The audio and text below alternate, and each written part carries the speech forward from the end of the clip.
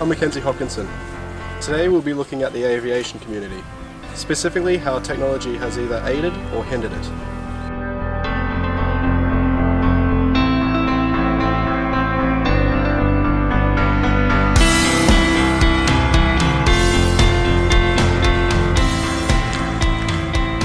So Tony, when did you start flying? Well, MacKenzie, I started flying back in 1990, fixed wing aeroplanes to start with, and then in 96 started training in helicopters, so I ended up with both licences.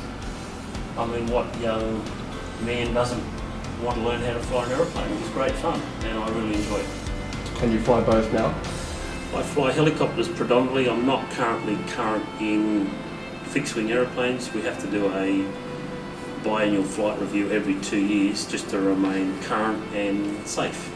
Current Southport helicopter 0 with the X-ray, running the 500 and on that fireway break. Flying sounds great. Have you flown anywhere exciting recently?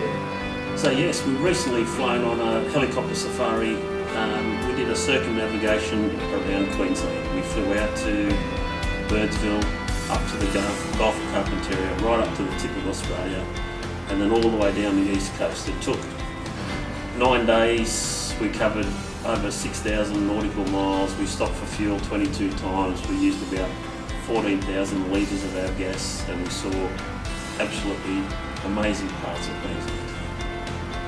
Recommended to anybody. What has changed over the years you've been flying in regards to technology? Well, there's been lots of changes over the years with regard to technology.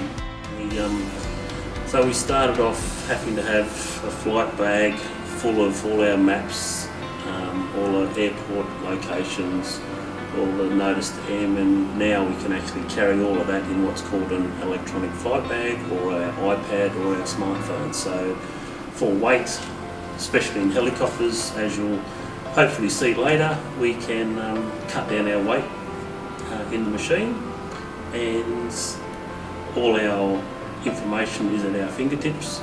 Has technology ever failed you?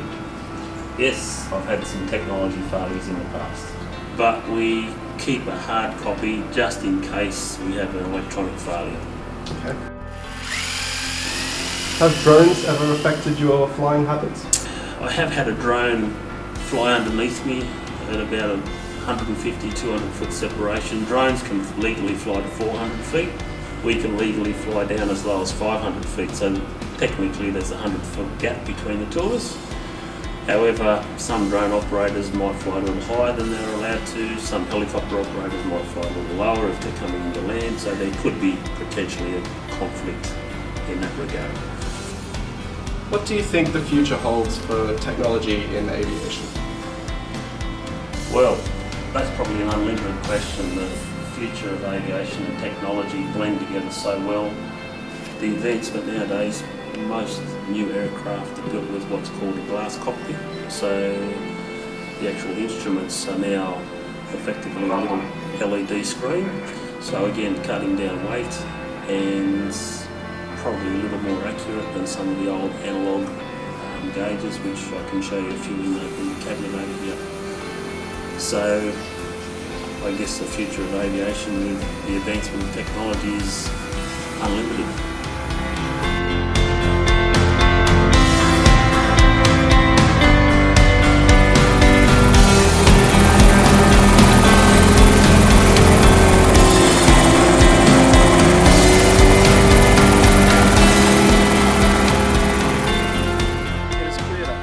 Advancements have certainly had an impact on pilots and the aviation industry, particularly when it comes to navigating the skies.